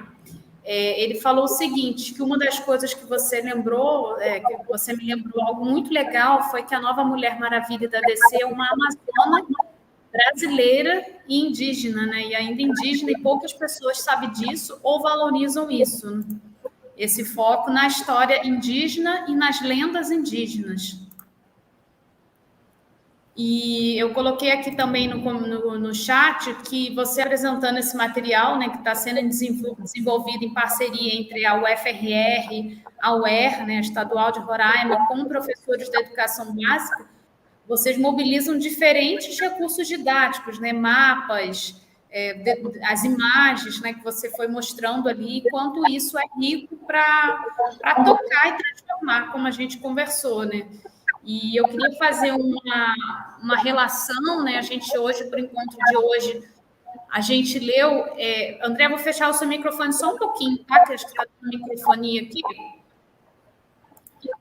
Eu não estou conseguindo... Foi. A gente fez uma relação com um texto, né, que nós selecionamos para o encontro de hoje, que foi da Maria Telvira da Conceição, que está no livro Dicionário do Ensino de História, Dicionário de Ensino de História, e esse capítulo da Telvira, ela fala sobre os livros didáticos regionais, né, entendendo que são livros escolares de história tradicionalmente dedicados a 4º ou 5º ano da educação básica e caracterizados por esse recorte geopolítico, né, de abrangência espacial, cuja abrangência espacial pode ser a dimensão conjunta ou individual de uma cidade, um município, um estado ou uma região brasileira, que apresenta uma seleção de conteúdos específicos dos processos históricos e socioculturais, coletivamente reconhecidos como demarcadores de suas fronteiras identitárias, articulados com a história do Brasil, normalmente adotados como material de apoio, né, ao professor, aos professores e aos estudantes no processo de escolarização formal. Essa é uma discussão, André, que tem sido recorrente na nossa disciplina, né, como é que a gente trabalha com o ensino de história regional, e aí eu já expus isso abertamente aos meus alunos nas diferentes disciplinas que estou trabalhando, da ausência no campo do ensino de história, né, de produções que, na verdade, não é ausência, porque existem inúmeras produções, né? Você, um exemplo, a gente tem outros docentes aqui das universidades que estão também militando nessa área do ensino de história, mas até o momento, né, de entrar aqui na UFRR, eu não tinha leitura sobre o ensino de história nesse contexto amazônico. Então, é uma autocrítica, né, que eu faço, e o quanto isso é representativo dessas outras narrativas que a gente precisa conhecer, né? Então, a minha pergunta para você vai muito nesse sentido de pensar as relações de poder envolvidas nessa definição, né? Quem define o que é história nacional, quem define o que é história regional, quem define o que é história local. Então, se você pudesse comentar um pouquinho em relação a essas relações de poder envolvidas nessas escalas.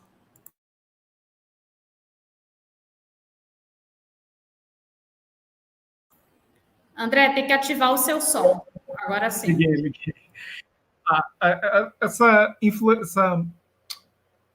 Esse condicionamento pelas relações de poder é bastante evidente aqui, né? Eu não mostrei aqui, mas tem vários livros que o governo de Roraima bancou a publicação.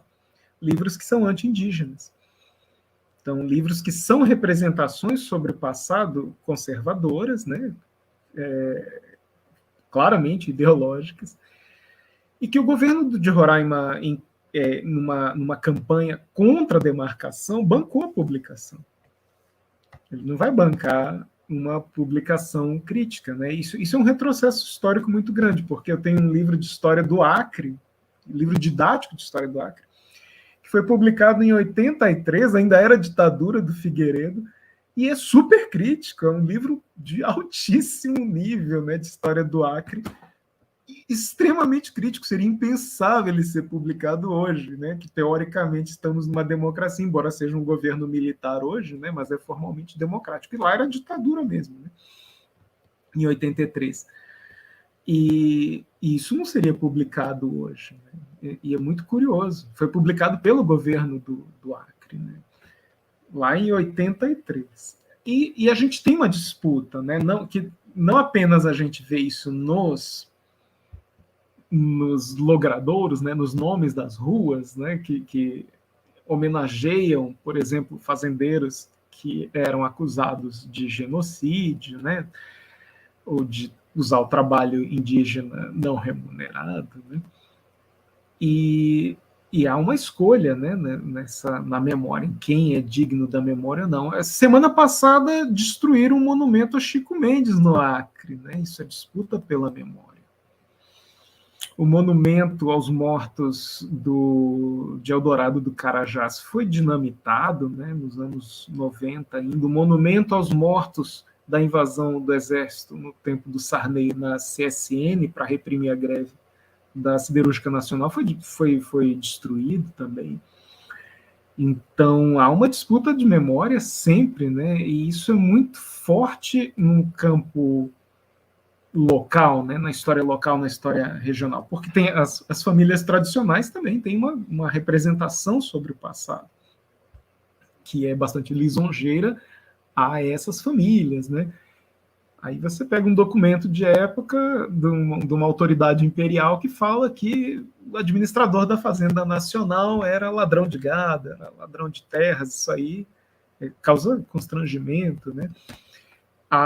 Eram degredados por crimes de morte no Nordeste e tudo mais. Então, quando você vai olhar a documentação, é outra coisa, né? Aí essa questão do viés ideológico, né? Então, se eu omito isso, se eu esqueço isso, se eu deixo isso de lado, porque isso vai causar melindres, né? Isso é ideológico, isso é uma escolha de omitir, de esconder, né? Questões que são da objetividade factual. Não é nem interpretação, não é nada disso, é fato, né? Fato objetivo.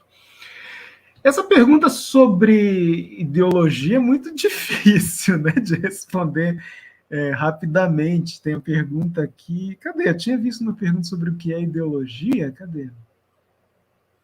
Isso, foi uma pergunta do João. Quer trazer para a gente, Pedro? Lê para a gente aí, por favor. O João Paulo, ele perguntou qual a definição exata de ideologia. Eu sempre tive dúvidas e ele citou que ele mesmo não sabe muito bem classificar. Eu posso mandar para a professora Marcela um PDF do dicionário de marxismo. Então tem uma discussão muito boa, você vai lá, está em ordem alfabética, no dicionário, ideologia. Então tem uma discussão histórica, né, sobre o termo ideologia. Tem um livrinho, né, o que é ideologia, acho que é do Leandro Conder, ele começa lá com a invenção da palavra, né, que era de um grupo de pessoas que queriam criar uma ciência social, no final do século XVIII, e o Napoleão os ridicularizou chamando de ideólogos, que eles queriam estudar as ideias, né? A ideologia ficou como uma palavra muito, como é que eu posso dizer, pejorativa mesmo, né? Era algo que era meio que jocoso. E o Marx, ele escreve, por exemplo, a ideologia alemã, né, em 1844, eu acho, fazendo um acerto de contas com o idealismo, né, a filosofia dominante na Alemanha. Então ele vai e mostra como essa filosofia alemã ocultava as relações reais da sociedade. Né? Ela tentava fantasiar, né, as relações sociais reais da Alemanha, que estava entrando no capitalismo. Então, a ideologia, em um certo momento, ela vai ser compreendida como uma visão da sociedade que é dependente da alienação. Como há um fenômeno real de alienação, no sentido de você perder o controle sobre sua vida, seu trabalho, sua produção, porque há uma separação entre propriedade e trabalho, então há uma alienação mais ou menos generalizada, né, na sociedade. Dessa forma, a ideologia seria um reflexo dessas relações sociais reais. E a ideologia dominante seria sempre a ideologia da classe dominante. Por exemplo, na Idade Média, você precisava de uma ideologia que justificava você entregar uma parte do seu trabalho sem remuneração para o senhor feudal, para a igreja, né, etc. No Egito, você precisava de uma ideologia para fazer você trabalhar, né? Você não era escravo, você era livre, para trabalhar para construir as obras públicas, templos, pirâmides, etc., para o faraó. Então, há sempre uma ideologia. Agora, eu acho que você pode ter um trabalho contra-ideológico, né? De desmistificar, de desmontar essa ideologia, mas eu não sei se dá para não ter ideologia nenhuma, porque você sempre interpreta os dados da realidade a partir de suas lentes, e essas lentes professor, em relação com os seus valores, a sua compreensão da realidade, etc. Então, tem uma cadeia de representações aí. Né? Agora, é claro, é diferente você estar fanatizado e não conseguir perceber determinados fatos muito óbvios. Fala. de certa forma, eu enxergo de maneira mais atual, é tudo aquilo que a gente carrega, o que a gente acredita e a gente deixa um pouquinho na nossa fala. A questão da subjetividade e que a gente nunca está isento dela, porque sempre vai transparecer no nosso posicionamento, na nossa fala, na nossa escrita, o que a gente acredita, né? De certa forma. Eu concordo, sim. Não tem neutralidade, nossas falas refletem uma subjetividade. Agora, a subjetividade é só o outro lado da objetividade, ou seja, nossas subjetividades são produzidas, né? Então, se a Carol tivesse nascido no Brasil há 100 anos atrás, a subjetividade dela seria diferente. Ela teria outros valores, teria outras ideias. Se a Marcela tivesse nascido no Afeganistão, na atualidade, seus valores seriam diferentes. Né? Tanto é que aqui, se a gente for perguntar, a maioria é cristão. Mas se a gente estivesse na Arábia Saudita, todo mundo seria muçulmano. Então, nós não fazemos escolhas totalmente livres o tempo todo, desenraizados. Não, nós estamos profundamente enraizados numa classe social que a gente não escolheu, numa cultura em que a gente nasceu e não escolheu, num país e numa época que a gente não escolheu, né? Os veganos vivem falando para a gente, eu acho que eles estão certos, se houver uma uma evolução ética da nossa espécie, né, provavelmente vão olhar para nós no futuro, né, vão olhar para nós e dizer, nossa, como esse pessoal era bárbaro, né? Olha que eles submetiam, né, as vacas, as galinhas, né, exterminavam os filhotes, né, machos, eles eram esmagados, né, tratavam as galinhas com choque, queimam seus bicos, etc, etc, torturam os animais em massa, né? Eu mesmo sou carnívoro, né? Sou onívoro, né? Mas eu acredito mesmo que é possível, não sabemos, né?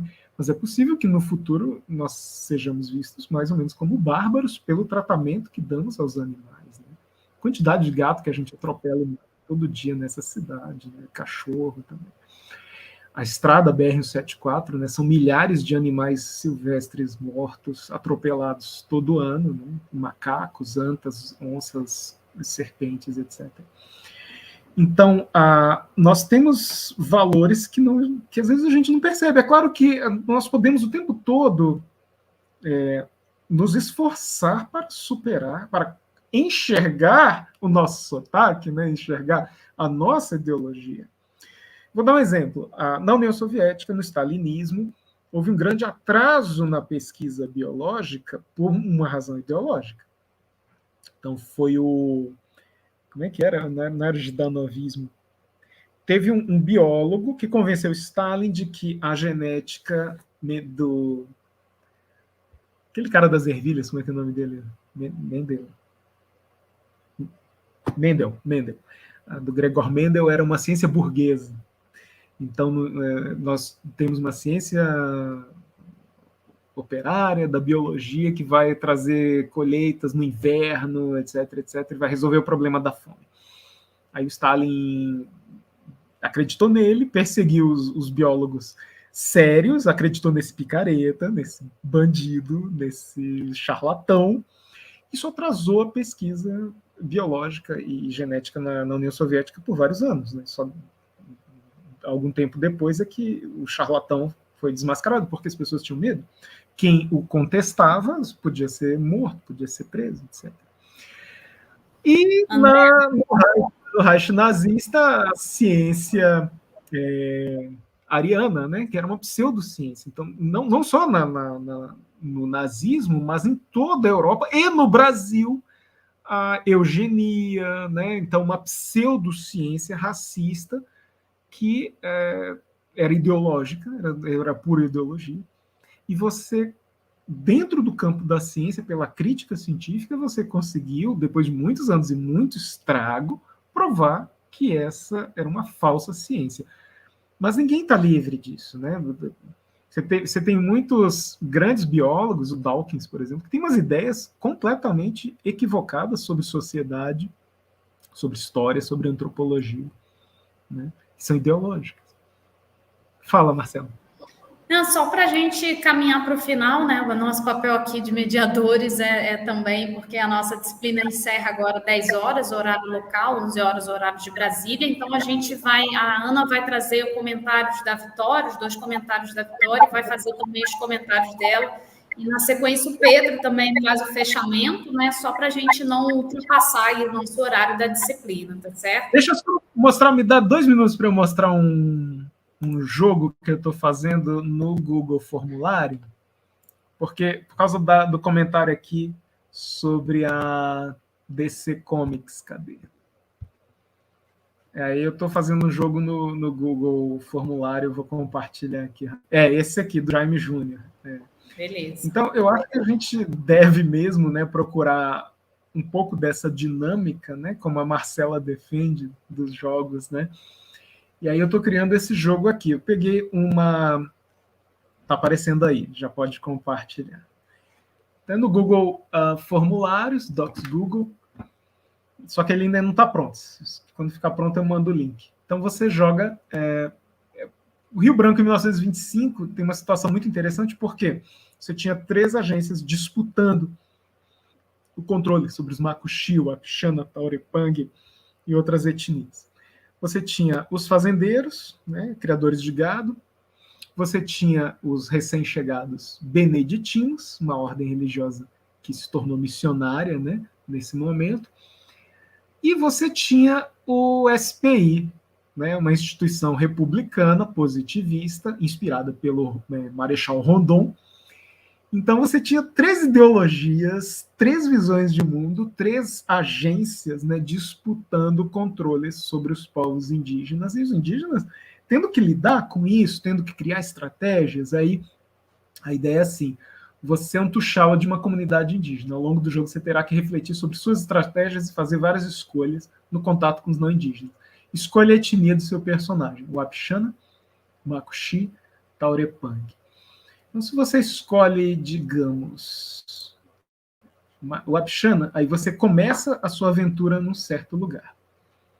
Se você escolhe Ekuana, vai para outro lugar, Taurepang, Makuxi vai para outro lugar. Então, conforme as escolhas que você vai fazendo, a sua história começa, você brota em um certo lugar de Roraima. Então, Aldeia Malacacheta, que já aparecia nos mapas, né, no século XIX, no tempo do Império. Você acorda bem cedo, toda a comunidade está em plena atividade, você é bem jovem, já aprendeu a caçar, se orientar nos rios, florestas e campos, etc. Então, um pouco a lógica do RPG e tal. Então, tem uma narrativa aqui, né? Tem uma trama, e aí você decide viajar para conhecer o mundo. Pede autorização para os seus pais, monta sua bagagem com comida, e aí você escolhe. Vai para a Guiana Britânica, que na época era uma colônia britânica, com seu primo, ou pega sua canoa, rema pelo rio, que está até o Rio Branco, e vai até a Fazenda São Marcos, do SPI. Então você escolhe, ou um ou outro, e pede a próxima, e assim por diante. Legal? Então ainda estou começando. Essa ideia me lembrou, acho que veio, né, originalmente, você trabalhou com aquela reportagem, né, do professor Tiago Ratias, da cidade de Curitiba, né? Eu vou localizar aqui a reportagem. É o conselheiro do rei, é sobre o absolutismo. Isso, conselheiro do rei. E como, por meio dessa ferramenta do Google Formulário, a gente pode criar um jogo, né? Então, fica aí como ideia também para os nossos alunos, que são aí os futuros professores da educação básica, criando e inovando. Então, para a gente poder fechar mesmo agora o nosso encontro, já de antemão agradecendo ao professor André, como o Pedro disse, né, no início da nossa transmissão, é um tempo que você tirou para estar aqui com a gente, compartilhando seus conhecimentos e saberes. Então, eu vou projetar na tela para a Ana Carolina ler para a gente o comentário da Vitória, que estava mediando conosco, mas teve um problema no celular. Então, ela não está mais no bastidor, mas segue com a gente aí no chat. Ana?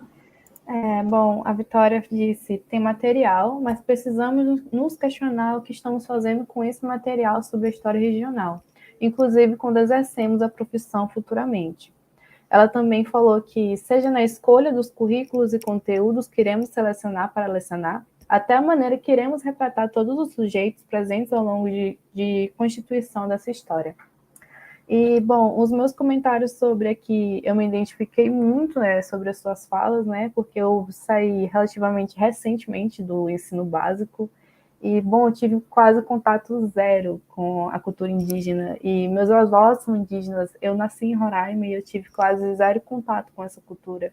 Inclusive, a Maria Luísa, professora da Federal, perguntou da gente um dia se a gente sabia quantas tribos e etnias tinham em Roraima, e eu não soube responder, que é uma pergunta, tipo, básica. Então, realmente, eu acho muito legal a sua iniciativa com os professores de fazer esse livro didático regional, porque Roraima, especialmente, carece muito disso, da iniciativa de ter livros didáticos regionais sobre Roraima, né? A gente sabe quase nada sobre Roraima, sobre as nossas raízes, e é algo muito legal você estar mobilizando isso junto com os professores. Eu estou parabenizando assim, porque é de coração, algo muito legal. E estou agradecendo aqui por você tirar o seu tempo para estar aqui batendo esse papo com a gente, viu? Muito obrigada. Vou passar para o Pedro agora. Só fazendo um apanhado geral do que eu consegui filtrar da sua fala e algumas partes importantes que ficaram muito na minha cabeça, que já eram ideias pré-estabelecidas que eu tinha. A questão da construção do conhecimento histórico, eu acho que nos anos iniciais a gente tem um trabalho muito importante, que é justamente para situar aquela criança o que é história, porque ela tem essa ideia de tempo, de passado, presente, futuro, muito desconexa. Então, a gente, como professor, promove também. E a questão de cativar o nosso aluno, explicar o porquê daquele assunto está sendo estudado. Outra parte interessante da fala do senhor, que eu consegui filtrar, é justamente esse vale muito grande que existe entre meio universitário, as produções universitárias, e o meio da educação básica. Eu acho que, pelo que eu enxergo, no meio acadêmico agora, existem várias produções que não são, como eu posso falar, palpal, palpal, didáticas para se colocar no ensino básico e contribuir com a história regional. Mas não falta conteúdo e não falta profissionais bons para fazer isso. Mas é justamente vem um problema sobreposto ao outro. Não é cobrado no Enem. Então, a história regional ela fica marginalizada. E trazendo para o livro didático um pouco, ele tá a história regional, ela fica presa a alguns nichos, que o texto que a professora promoveu para a gente se preparar para ver essa aula, comenta que é sobre a história de Minas Gerais, história de São Paulo e, incrivelmente, o lugar que eu vim, a história da Paraíba. E algo que é um choque de realidade quando eu piso em Roraima pela primeira vez não, que eu já pisei em 2009, mas eu era criança. Mas depois da minha formação de ensino médio, é que conversando com colegas, eles têm, como a Ana diz, quase zero noção sobre a história regional, mas eles têm. E o meu é zero absoluto. Eu não sei sobre a história regional da onde eu moro. Eu não valorizo, é uma autocrítica. Eu não valorizo a minha historicidade como nordestino de João Pessoa, da Paraíba. Não consigo fazer esse link, porque não foi me apresentado. Alguns profissionais que eu tive privilégio de ter aula com eles, o que que eles faziam? Durante a ditadura militar, no 9º ano, que era proposto, né, para a gente, ele fazia link e pegava estados de João Pessoa, estados não, bairros de João Pessoa que tinha essa seletividade histórica, que é nomes de figuras importantes na época da ditadura militar. Castelo Branco, Geisel, Valentina Figueiredo, Epitácio Pessoa. Então, são pessoas que promoveram algumas coisas que não foram tão bacanas, mas que estão lá, eternizadas em uma rua, em um bairro, e eu, particularmente, não sabia. Mas depois que eu tive a oportunidade de ter um professor que se atentou a essa nuance, eu consegui fazer esse link, foi algo que me marcou. Mas não estava proposto no livro didático, entende? E lá em João Pessoa, algo que eu consegui correlacionar aqui, eu chego aqui com a visão, pô, Boa Vista é muito da hora, Boa Vista é atualizada e tal, eles reformam as praças públicas e destroem os patrimônios. Eu achava isso muito da hora. E eu tive o privilégio de conhecer um professor chamado João Vitor Mattioni, que ele fez prática de ensino 1 e 2, que ele sempre era incisivo com isso e eu ficava, que cara doido, porque ele tá fazendo isso? A minha cidade lá, o centro histórico, é abandonado, é jogado, é um negócio meio feio, meio bizarro. E ele sempre dava ênfase nisso. E conforme eu fui indo do primeiro para o segundo, para o terceiro semestre, eu vejo como isso é importante. A minha cidade, João Pessoa, ela tem uma história muito rica, muito rica. E ela é muito importante justamente nessas questões das capitanias hereditárias, que João Pessoa morreu em Recife, é sempre uma brincadeira que a gente faz, um link, uma relação, e que está lá, o centro histórico, ninguém toca, ninguém mexe. Não é nem revitalizado, está lá desde antigamente, muito antigamente. E tem até aquela relação que a cidade ela nasce não no litoral, mas no rio. Ela nasce no Rio Paraíba, algo do tipo. Vai falhar a memória porque eu não tive essa matéria. Eu estou aqui tentando puxar muito do pouco que eu aprendi. Por quê? A minha escola, ela só focava no Enem. Não era algo que era cobrado. Então era deixado de lado, entendeu? E a gente não dá valor à nossa historicidade. E só o meu último comentário, que foi uma fala, acho que crucial do senhor, o senhor comenta a questão da Alemanha nazista. E é uma coisa que está muito viva na memória de todo mundo que mora lá, e todo mundo na humanidade, é a guerra. A guerra deixou uma marca na nossa memória. E é inadmissível para eles, para alguns deles, a maioria, qualquer apologia a esse fato histórico. Porque eles conhecem a historicidade do lugar que eles moram. Eles se identificam com aquele fato e não quer que se repita. Então, eles aprendem com o passado, eles sabem o valor da historicidade. E é algo que, infelizmente, na minha formação de educação básica, ensino fundamental e ensino médio, eu não sabia nem o que era historicidade. Eu fui aprendendo no primeiro semestre com a professora Carla Monteiro, eu acho, se não me falha a memória, e ela passou um texto, e a palavra que puxou o meu olho assim foi historicidade. O que é historicidade? Então, você entender a sua historicidade, a historicidade do local que você vem, e dar valor a isso, se sentir pertencente daquele pedacinho de terra, e dar valor a essa construção de identidade cultural, eu acho que é um assunto que a gente tem que aprender na escola, junto da nossa construção do conhecimento histórico, que é algo que eu defendo muito. Eu acho que basicamente o apanhado tinha outras coisas, mas o tempo está curto e eu vou passar a palavra para a professora Marcela. E só para me despedir aqui, eu queria agradecer a oportunidade de estar participando aqui com vocês. É um privilégio, eu sempre tento externar minha gratidão. Mais uma vez, obrigado, professora Marcela, por me convidar, a Ana por dividir esse privilégio comigo também, e o seu tempo, professor. Eu aprendi muito com o senhor e me fez pensar sobre várias coisas que estava ali guardado em mim e eu não conseguia meio que organizar, tá certo? Muito obrigado a todo mundo que tirou um tempinho para ouvir o que a gente tem a falar, e eu dou continuidade aí para a professora Marcela. Então, obrigada, Pedro, obrigada, Ana, obrigada, André. A gente finaliza aqui, né, já antes de passar para o André fazer o fechamento dele, com o comentário do Daniel, né? Parabéns ao professor pela iniciativa de trabalhar com a temática de Roraima, mesmo sabendo que é um assunto que no momento só interessa a nós daqui e que ainda não chama a atenção do mundo educacional nacional.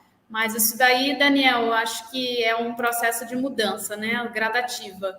E está no circuito, vai estar no circuito, tem muita produção bacana aqui, que eu sempre incentivo, né, os alunos a ocupar esse espaço dos congressos, das publicações, da gente colocar esse movimento para frente.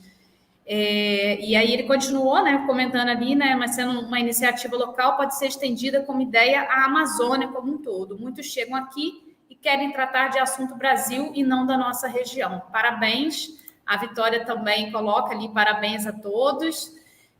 Eu agradeço imensamente aí ao Pedro, a Ana e a Vitória que aceitaram esse desafio da mediação. Não é fácil estar no bastidor, né, Pedro? Dá um frio na barriga, mas a gente vence em nome do conhecimento, da divulgação do conhecimento, e que a universidade pública seja esse espaço de diálogo real e efetivo com a sociedade, né? Então, em nome da disciplina de prática de ensino 3, o livro didático da Universidade Federal de Roraima, eu encerro agradecendo a todos os nossos alunos que se mantiveram aí até o final dessa transmissão e também as pessoas que vão assistir essa transmissão posteriormente.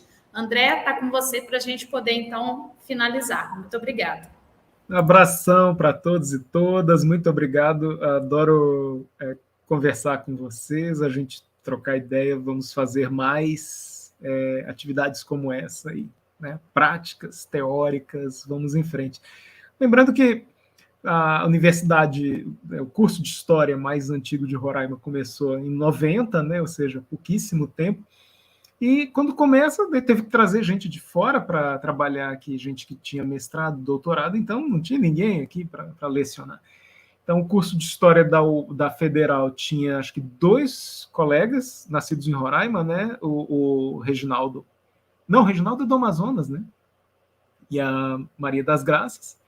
Eu não sei se tinha alguém nascido em Roraima, além da Maria das Graças, acho que não. Não sei te dizer, André. E o curso da UER só tem eu nascido em Roraima também. Então, é muito recente, né, o mundo profissional acadêmico de história em Roraima, né? Então, também dá para entender. Mas é isso, vamos em frente. Abração a todos. Valeu. Então, André, muito obrigada mais uma vez. Boa noite para todos e todas. Bom descanso e bons estudos para quem for assistir essa live posteriormente. Tchau, tchau. Tchau.